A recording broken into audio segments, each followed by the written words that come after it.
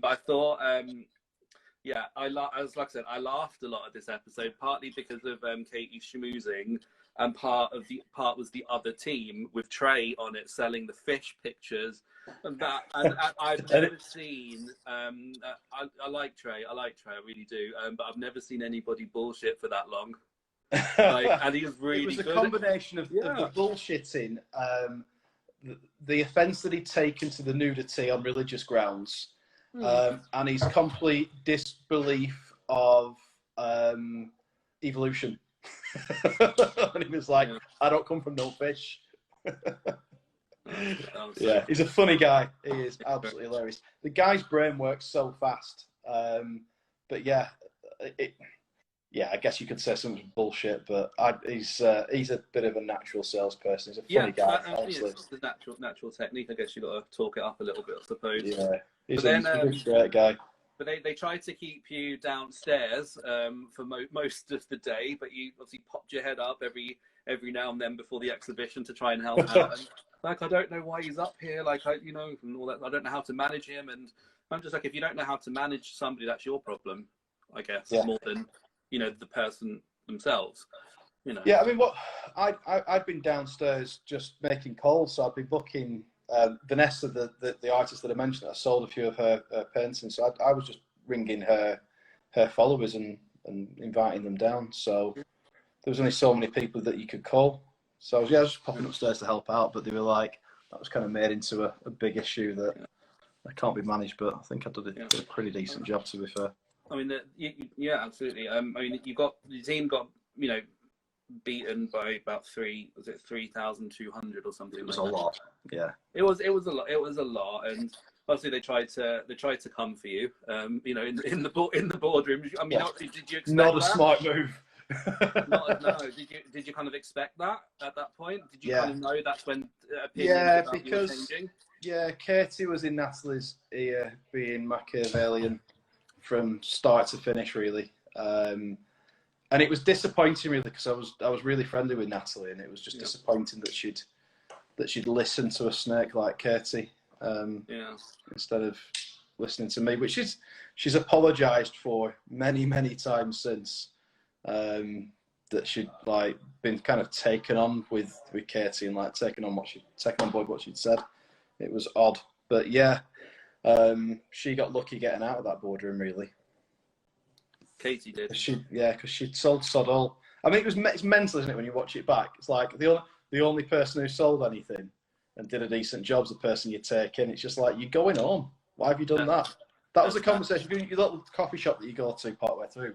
That was a conversation we had. I was just like, why have you taken me in? You're just going to get sent home now. Is it true? Is this again? It's another thing that I've read online. Is it true that Paul, when he was off camera, told somebody, "I'll buy this painting, and because it's going to be on telly, you can sell it on eBay, and you'll get some money back for it." Is that true? I don't know. Oh, it wouldn't surprise me. But yeah, I just wouldn't be the worst thing that Paul did. What's that? It wouldn't be the worst thing that Paul did. Oh, what did he do?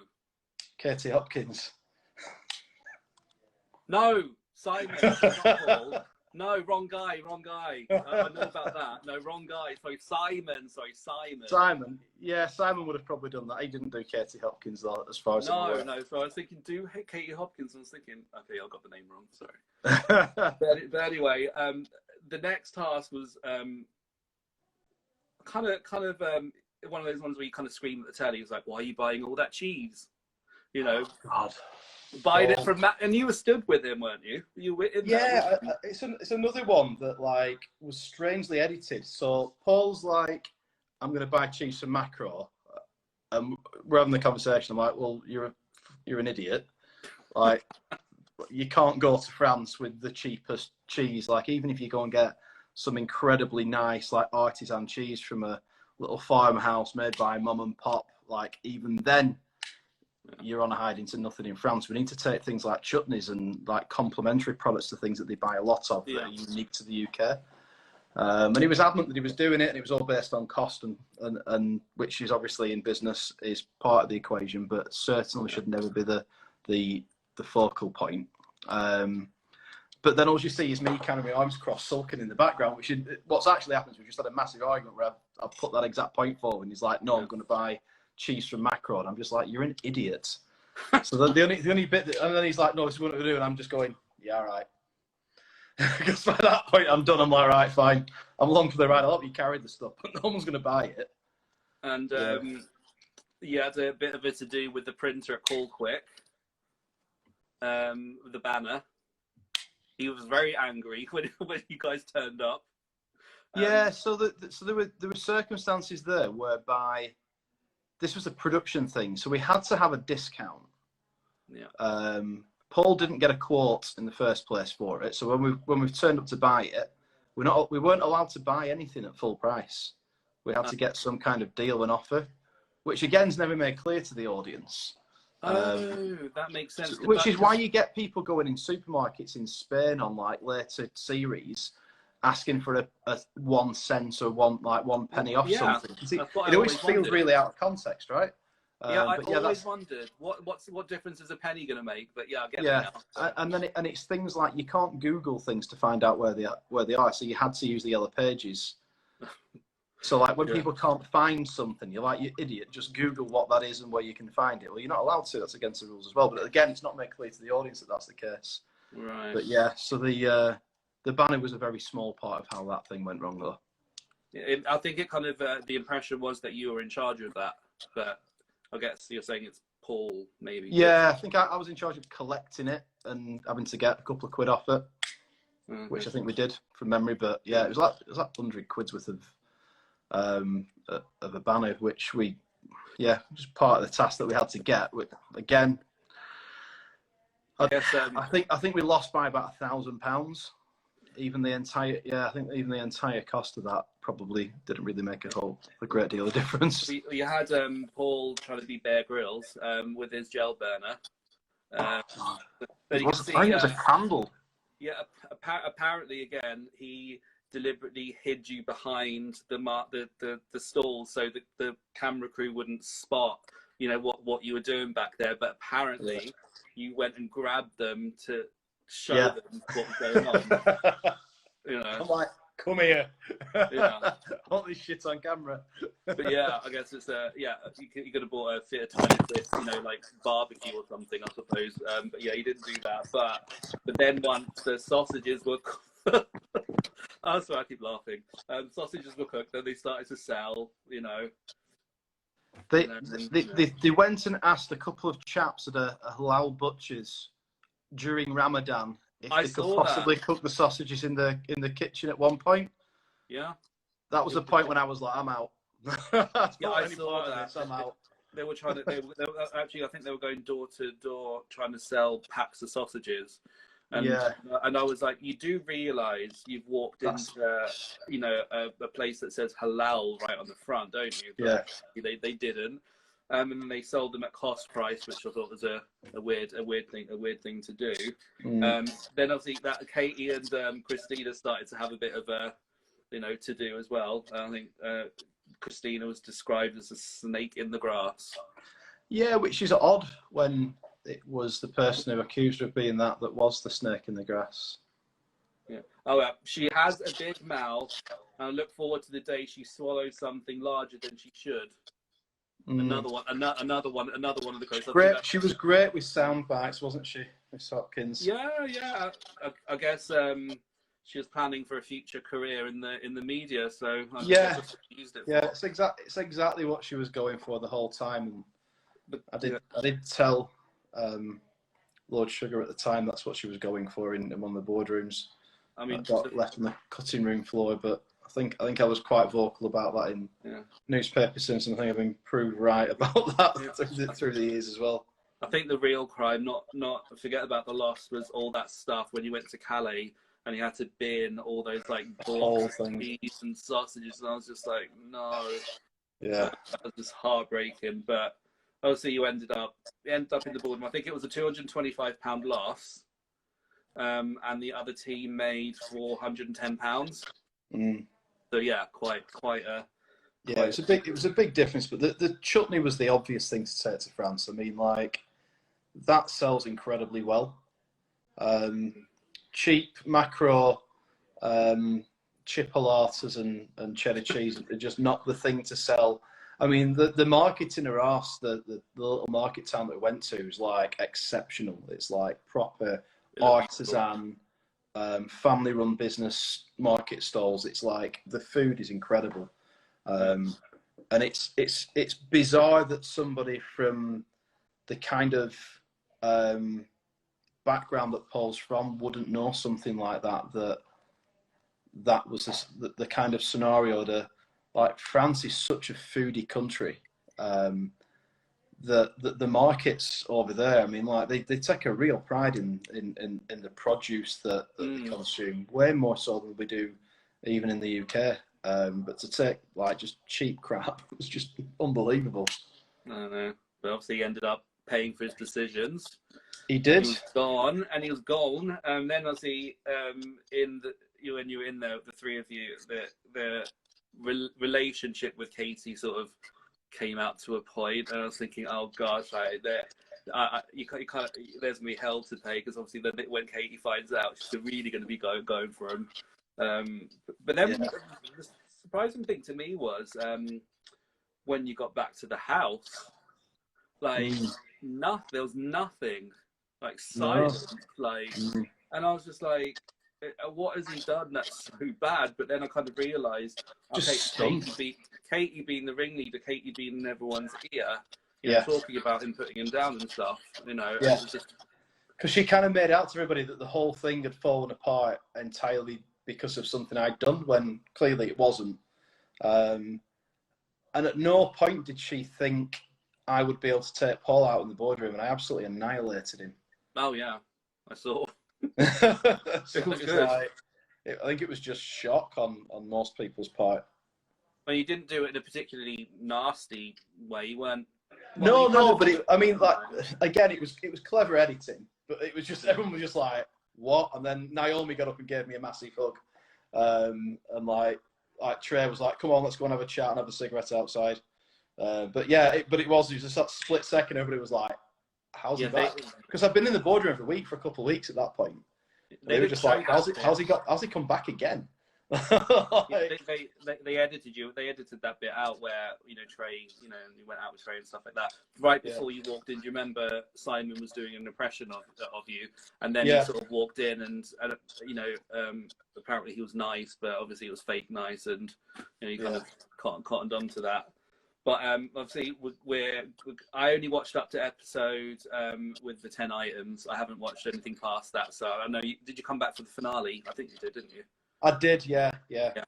So obviously you had 10 items, and that always that's always fun, watching people driving around the city trying to find these things. Yeah, and it's the whole Yellow Pages thing, no Google, trying to find things when you don't know what something is. So we found everything.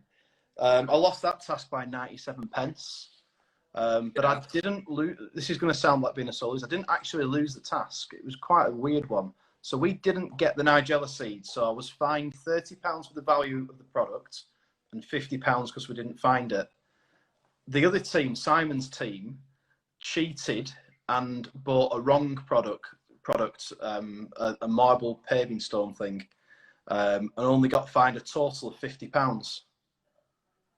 So I got fined 80 for not getting something, and they got fined 50 for not getting something. Do you think it was your storyline for you to go that week? And maybe, but the argument that I had in the boardroom was like, it was like, so why did you lose the task? And I was like, I didn't. It's like, that's production. You can't talk about that now. It's done. You're in the boardroom. Why did you lose the task? And I went, I didn't. So I basically fell out with him completely, and I'm like, I didn't lose the task. I don't know why we're having the conversation. Like, yeah. Well, what do you want me to say? Yeah, I mean, I remember shouting at the telly. I was like, it's in cooking. It's in naan breads. And you had. I'll never forget that now. Yeah. and you had I think she was Indian, Gazelle. Yeah, Gazelle. Yeah. And Indian or Pakistani background. Yeah, and you have an Asian person right next to you. How can she not know what that is? Because, I mean, they're more commonly known as black onion seeds. Yeah. Which I would have known, which Gazelle knew, just not Nigella seeds. To be honest with you, I don't think anybody called them Nigella seeds back then. Some people did. Yeah, just depends. I mean, my family background is my stepdad's from Malawi and his family are from India and Malawi. So I've grown up around South Asian cooking. So you're part Indian then? My stepdad is. I'm half Not Moroccan.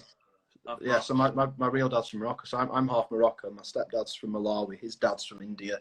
Wow. I've got a very mixed heritage. I've grown up around all manner of South Asian cooking, and yeah, it was just a weird one to kind of fall down on, really. You need to travel over to Liverpool when lockdown's over, and you can taste my chickpea curry. That sounds amazing. There you go. But yeah, it's this whole thing with the Nigella seeds. You were asking everywhere. Nobody know what they were. And also, you had this thing with the battery. It kind of made it out that you walked away and you didn't get the battery. Then we got the battery. But we did get the battery. You know. Yeah, it didn't want to give a discount, but again, that's the production thing. You weren't allowed to take it without some discount, so we got £1 off it in the end. Mm-hmm. Again, it was weirdly edited, but yeah, so we got £1 off it because it was better to just get £1 off it than spend more time trying to find one somewhere else, because it was a particular battery we had to get and we'd struggled to find one in the first place. But so we did get that. It seemed with is it Giselle or is it Gazelle? Gazelle. Gazelle. I'm sure she's a nice person, but I don't know if this is the editing, and I'm not going to be shady or anything. It kind of just seemed like she didn't really do a lot that day. Not in that task, which was a bit annoying. And again, she'd had Katie in her ear as well. Right. Again, I've had a few apologies off Gazelle because Katie said some disgusting, derogatory things about Gazelle, quite racist things, during filming, which was one of the areas where we really, really fell out. Katie Hopkins was taking the mick out of Gazelle when she was praying, which I thought was completely out of order. And then for Gazelle to take Katie's side and kind of set me up, it was really annoying. So that I had words with Michelle, who ran production, about that as well. Whether that led to the reason Katie Hopkins didn't really win, I don't know, but it wasn't something that. I think she was asked to quit at the end, if I'm honest. She was? I think so. I think she was put through to the final, but I think she was asked to quit or told to quit. I don't think Alan Sugar was aware of some of the things that had been done and been said through filming. I don't think what happened at the end of that series was entirely as it appeared in the edit. Yeah, she made it out to be that she needed to consider her husband and her children, and wasn't that? And that was a load of crap. Yeah. And final quote. I'm sure you're sick and tired of hearing them. You've heard them. You probably know them. The Pinot Grigio one. No. Like alleging that you're an alcoholic. Well, I'm still standing. And I've only had a hot chocolate this evening, but I'm a northern lad. I definitely drink. I think she said, this is what she said: I would like to be the person that secures Adam's exit from this, and also secures his route back to the north and his northern chums, where I do feel he rather belongs. And I was just like, no, like the north is amazing. Like I come from the south. I come from Bedfordshire. And it's funny, like, I live in Liverpool now, and I've lived here for 13 years. And I remember telling them, this is the north-south thing, that sort of snobbery or, see misconception and what have you, that, whatever, I won't go into it. But I remember telling people I'm going to Liverpool for university. And just the look on their faces, it was just like, one person said as a joke, oh, yeah, it's nice knowing you. Where am I going? That just highlights Katie's bigoted opinions on everything. I think the more bigoted people tend to be, the more they think that their ideas, their area, is like the greatest, and everything else anywhere else is in some way inferior. And I think that's just another example of it with Katie Hopkins, whether it's people's children being named after countries which ironically her daughter's called India, so that's odd. But yeah, I mean, I've spent a lot of time. I spent a couple of years working for a company called Software One and working in London a couple of days a week. I've got lots of friends from not just around the UK but from around the world. It's not really an opinion that makes any sense to me, really, if I'm honest. Yeah. But I'm still living in the north. I'm still very happy living in the north. I live in Manchester city centre these days. And before lockdown, spent a lot of time in London, and often kind of feel as though Manchester was like another suburb of London, with just like the way that my life was, and I travelled around. I was a couple of days in London, and I was on the Virgin train, which was like 2 hours into the city centre, and do you know what I mean? It kind of felt like this was just another suburb of London. And when I went back out to Clitheroe and the outskirts of Blackburn, that's when I was really in the north. This really feels more like it's very similar in structure, in people, in businesses to being in the capital.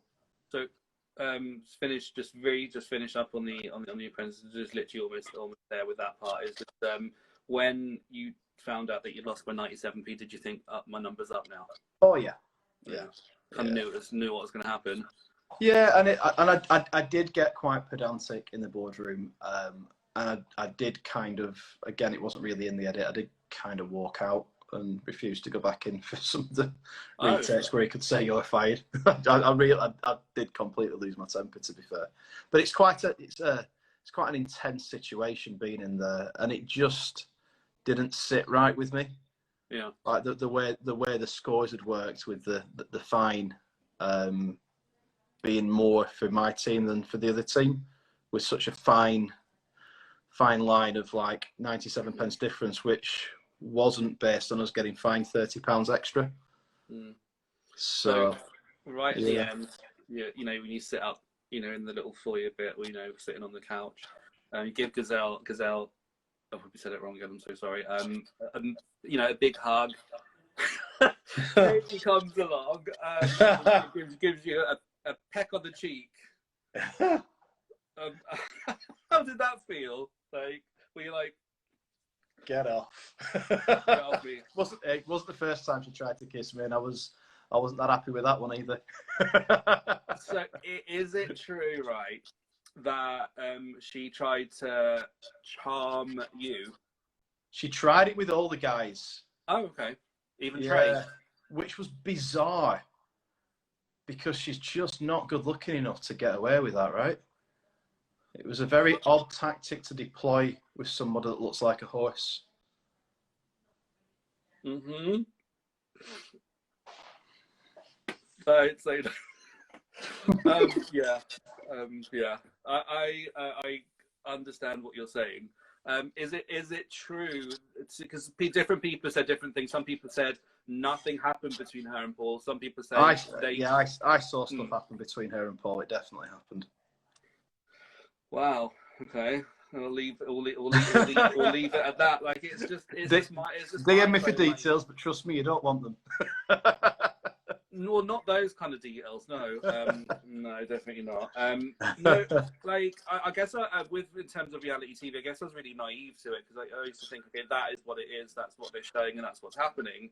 But I've watched shows since, like I'm obviously admitting my cheese tasting TV shows, America's Next Top Model.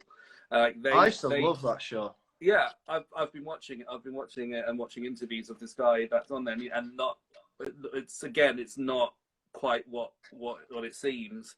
Like, that, you know, there's been allegations that they decide who's going to win, and same with X Factor and stuff like that. So I've learned a lot through the years, and I've got a friend that's in the music industry, or was in the music industry, and he told me all the gossip about X Factor as well. I'm just like, I haven't really watched anything. I don't watch X Factor. I don't watch anything like that anymore, because it's just like, you know, it's kind of fixed now. You know, it's got an agenda. You know, it's got a story. Like, there was a contestant from Liverpool that looked like he was going to win, but then all this bad press started coming out about him, because we've got social media. You didn't have that. You didn't have anything. No, I don't think there's no YouTube, no Twitter, no Instagram. Yeah, they had way more control over that narrative back then than what they've got now. But at the end of the day, it's entertainment, isn't it? And there is a little bit of creative license taken with the editing.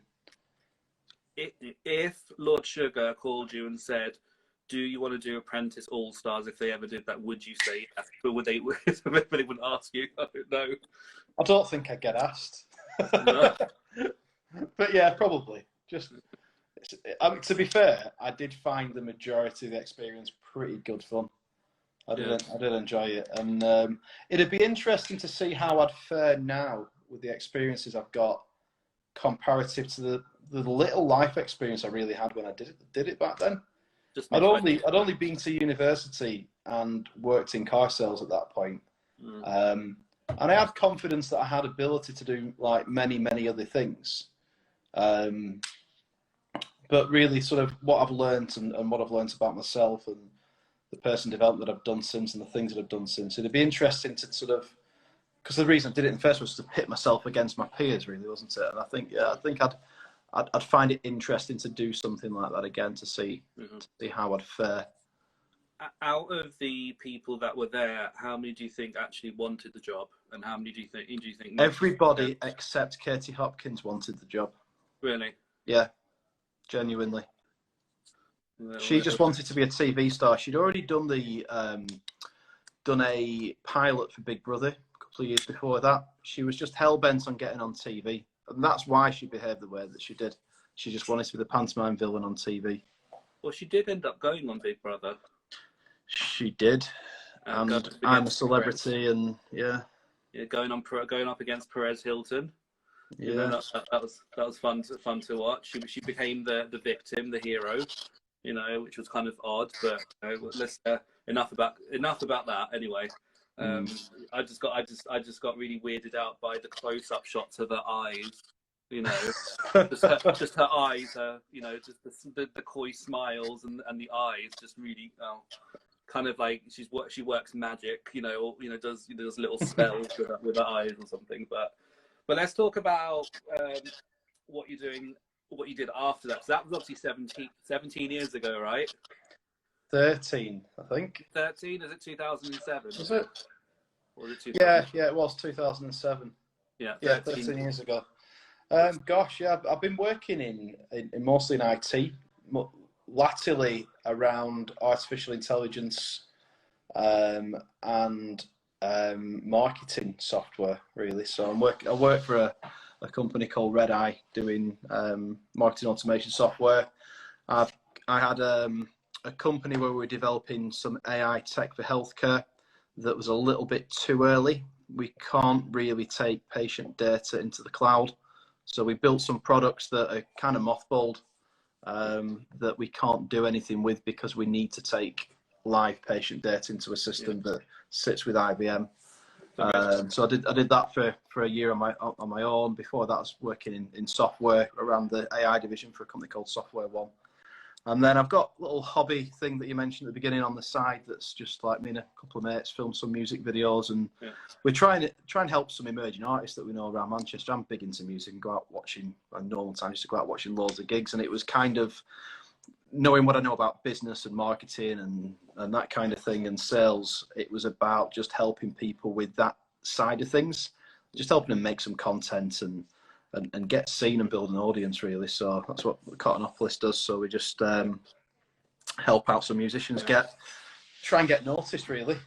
You still got your business? Is it Alphabot Labs? I've closed it down, actually. Now I'm working at Red Eye. Yeah, so that was a business that we built that software. The company's technically still live because it owns some IP that I might at some point sell the IP to another tech company. But at the moment, that's the stuff that's like. The system works, but it only works if we can ingest live patient data. You want to save the NHS? Would have been this article. yeah. I think that was a funny article that was done by someone I know a while ago. But yeah, I think what we were trying to do with that was use AI systems to decrease the workload, or at least allow clinicians to increase their workload. There's a lot of time spent reviewing notes when really what they need is just key data. The point of a high level consultant is the fact they can make the decisions if they're presented with the information. So what we're trying to do is build a system that meant they were just presented with the information very quickly, rather than having to go through all the diagnostic notes to then extract the information, because that's where mistakes are made. So we were training a system to extract those key pieces of information and present it to a clinician. So the system itself, I'll not start it back up as a company at any point, but the work we've done at such point, it's valuable to somebody. We'd probably just gift it to somebody or sell it to a technology company, or somebody else will just kind of reinvent what we've already done. But it's something I had a crack at. I set a timer on how long I had to do it, which was 12 months. It didn't quite happen. I learned a lot doing it, and I guess I've put my efforts now are fully into the company I work at Red Eye, and then what I'm doing on the side, helping out some musicians to try and like build their following up a little bit. I wanted to tell you something. When we're doing the Apprentice chat, I watched 7 episodes since Friday. It was a lot, because like normally you watch something that's like 45 minutes long, but these like almost a full hour. So a full hour, yeah. Yeah, and then after I'd done all that, I just Googled and I found a website that purportedly has a diary from you on it. It's called the callmarkwebsite.co.uk. Right. And it's got basically, according to this, it's all the content written by you, and is off a website that was at adamhosker.co.uk. I don't know if you remember having a website, but it purports to be you in this diary, basically going through. It's basically called Apprentice Lifting the Lid. Yeah, so somebody lifted an index page that wasn't public. That was literally written and put on the back end page that was meant to be edited afterwards, and then BBC Legal basically told me I couldn't publish any of it, so I never put it live, but I never took it down. And somebody put according to one of our security tech guys at the time, they pulled an index page. So yeah, it is written by me. There's a lot of spelling mistakes in it, but it is all accurate. Yeah, it's still there, but it shouldn't be there. And I'll probably get sued off BBC Legal at some point for it being there. Well, I doubt they're going to watch this, so you know. Yeah, fingers crossed. I don't know, but I saw that after, like, I've done, I don't know, hours of viewing, and I could have just looked at that, but you know, it was fun. To be honest, it was fun rewatching the old episodes and watching it now. What was it, on the 14th or the 15th or 16th series last year or something? Yeah. Not much has changed. I know, it needs freshening up, doesn't it? Desperately needs freshening up. The whole concept of people getting fired doesn't wash with me. Right. I'd permanently split it into 2 groups to set up a business for like a period of time, so it wasn't just a single task, but 2 businesses with multiple things to complete, and then whoever's got the best set up business, or pulled in the most funding, or sold the most product, made the most money, whatever that looks like. But you'd get to know each character. This whole like somebody has to leave, I don't see how that's the entertainment. The entertainment could be people understanding the characters better and seeing what they're doing. But really, we need to demonstrate in business people working together and achieving a common objective. And we need to show proper leadership and proper teamwork, and not glorify people like Katie Hopkins being Machiavellian and stabbing people in the back, and Alan Sugar firing people. I just think the whole thing needs a massive update, really. I don't think it's appropriate for 2020 and going forward. I don't think it's appropriate for business anymore. And I think as much as there is competition in business and competition inside particular organisations, I don't think the way it's pushed on that programme is the right thing to push, and for young people that are at school aspiring to get involved in business would want to aspire to. I know lots of great examples of entrepreneurs like around the Manchester area, in particular at the moment, some really exciting companies and really interesting people, and they would not allow things like that to go on in their businesses, and I know they wouldn't. And it's not a good example to set, and it's not the way that businesses would be built. Yeah, I've had I've been fired just once, and it was painful. But yeah, all the stuff, and it's the stuff that went on there's not what you'd expect from an international company, and I think it's you have to these days, if you want to get ahead, sometimes you have to play the game. But I'm not one to play the game, so you know that puts a target on your back. So. Sometimes getting fired is the best thing that can happen. It just means you're at the wrong place. Yeah, well, I've been looking for work ever since. So, but yeah, so I thought I'd diversify. Like I've never done anything like this before. You know, I've got time off, lockdown, and all of that. So I kind of thought, like, you know, what can I do? And I talked about creating content months ago, right at the start, because you know I can sing. So I thought maybe I can, you know, record some videos of me singing or something like that. And I didn't do anything about it. But then a few weeks ago, I was just like, okay, so I've done nothing. I'm bored out of my head. I'm not working. Still doing applications. What can I do? So, okay, I'll do some interviews because I love talking to people, as you probably realise at that stage. So keep it up. You know, started off with En Vogue. You know, Dawn Robinson from En Vogue. Yeah, not a bad shout. That flipping heck. Yeah, and then I got the vocal coach, and it's gone seriously downhill because you've got me this week.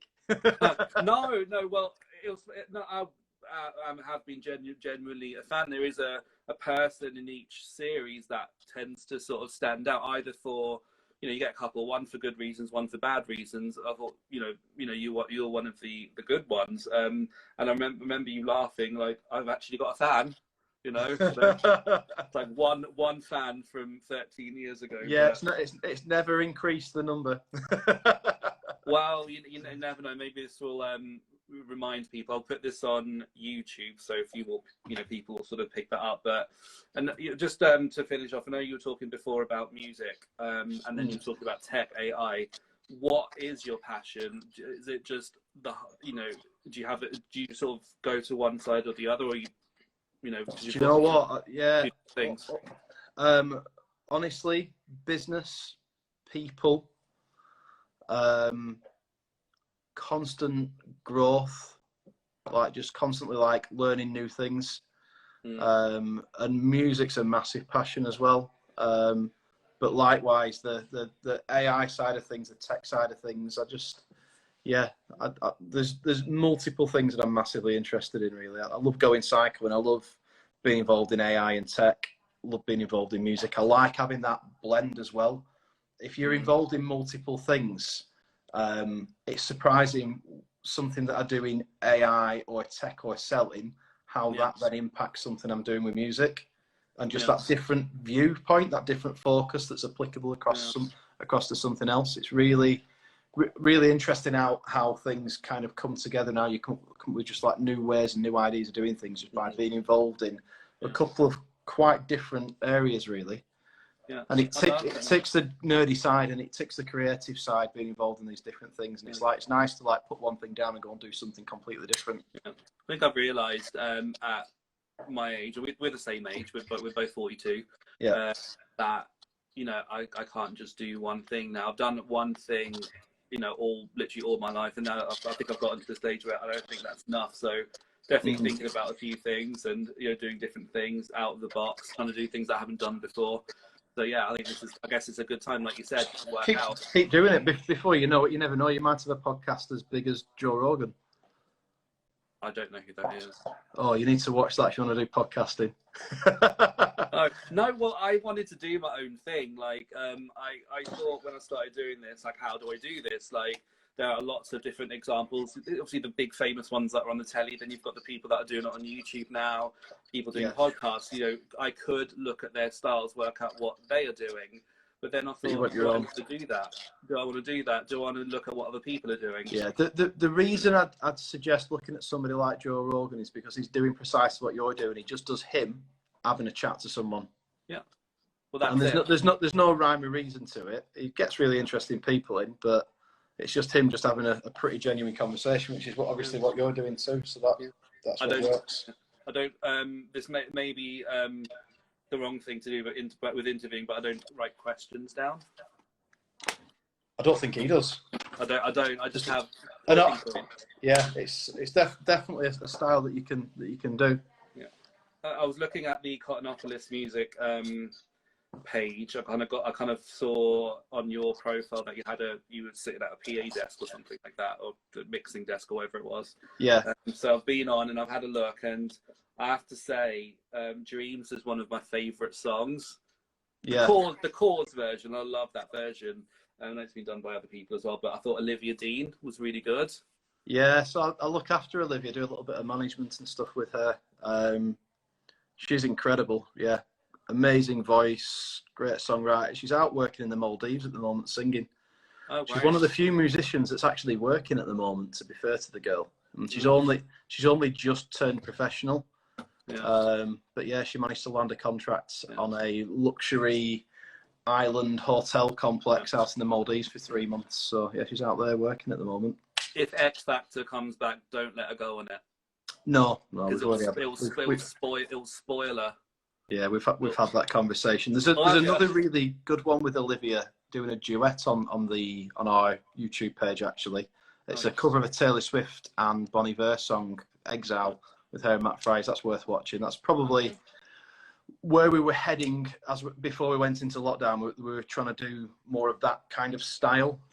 We've been quite limited what we can do with lockdown. How have you found lockdown on a personal kind of level in the business? How have you found it? Like, on a personal level, I caught COVID right at the beginning of the first lockdown. So I had 4 weeks where I was incredibly ill, which was awful and also a blessing in disguise, because when we couldn't go anywhere and do anything, I physically couldn't go anywhere and do anything because I was incredibly sick. I just about managed to stay out of being admitted to hospital. Since then, I obviously I wasn't well. I took furlough from the day job, which was amazing actually. Allowed me to just do a bit more with Cottonopolis and kind of get that set up so it kind of runs without me needing to be involved too much, unless I want to be, like during filming and that kind of thing. So I managed to get all that set up and did a lot of cycling, which was mostly about recovery, because I got pneumonia as part of like getting COVID. Wow. So. But it got to a point where I got into a real flow. It was a bit like being on summer holidays at school, because I'd kind of get up in the morning, have some cereal, watch a bit of TV, go for a bike ride with my friend. It was amazing. I had a great time, and then obviously got back into work a couple of months into it. But I think the thing that I struggle with is I was very much used to going out, scouting artists, watching music, going to gigs, being social. I'm an incredibly social person. Sorry. Dropping my phone again. Turn that round. Yeah. So it's just kind of not seeing people's a bit of a weird one for me. Yeah. Same here. I haven't seen my family since November last year. So it's not great. I think that the government have done a terrible job. Really, it was obvious what needed to happen. Anybody with any knowledge of infection control would have told you with something like that, the sooner and stricter you lock things down, the better. We should have shut the borders. I mean, there were 4 flights a day coming into Manchester Airport alone from Lahore. Like, how does that happen when all the shops and restaurants and bars are shut? Why are international flights being allowed to come into the country? And then people would land and they were told to go and isolate, but then they've got to go through on the tram and on the train and like travel through a city centre to get to where they're going, and infect how many other people, and then they wonder why this is still going on. And granted, it was going to happen worldwide. It's difficult to control. We needed the vaccine, but we could have had things operating internally had we done what New Zealand did and just close the bloody borders down and leave them closed until such time that you can open things up again. But we could have at least opened up internally and opened the shops and the bars. And okay, people couldn't go on holiday and nobody could come here. Or if they did, that's where you put all the hotels at the airports as a quarantine zone. So you land at the airport, you immediately go into one of the hotels that are like a quarantine hot zone. You're tested daily while you're there, and you don't leave that hotel quarantine zone until 14 days or whatever the time that's determined to be that you're no longer a risk. That would have been the only way of travelling but that's a damn sight better than the situation we've got now and the number of businesses that are going under. Do you know what? All that sounds sensible. All that sounds like, you know, good advice. So we'll see what the government do next. The biggest thing I miss is I love entertaining. I love doing dinner parties. Yeah, same here. Cooking into food, cooking for different cultures. Absolutely love it. So you used to do me like every week, every other week. So that's the big thing I've missed. I'm looking to get back to that. So I'm the same. I love having people around. I love doing my little brunch club, getting people round on a Saturday at midday and making some like pancakes and bits and pieces. But yeah, it's hopefully things will start going back to normal. But yeah, it's a shame it's been so badly managed. Yeah. It's sad. I mean, we've got, you know, luckily I live in a good house with good people. We're a house of 7 now and quite a multi-ethnic household. So we've been able to, you know, eat different things. So, you know, come for a meal after lockdown. You get to meet my weird housemates. Sounds Indonesian, sort of Indian, you know, Chilean kind of. Brilliant. You know, I love experiencing different cuisine. I'll be up for that, definitely. Absolutely. But yeah, it's been great talking to you. You too. Like 13 years, you know, you've done some amazing things, but you know, you came through the Apprentice experience. It's sane, but yeah, you're doing all right. So it's been great. So nice one. Thanks for inviting me on. Appreciate it. Bid you adieu. Have a good night. Nice one. See you later.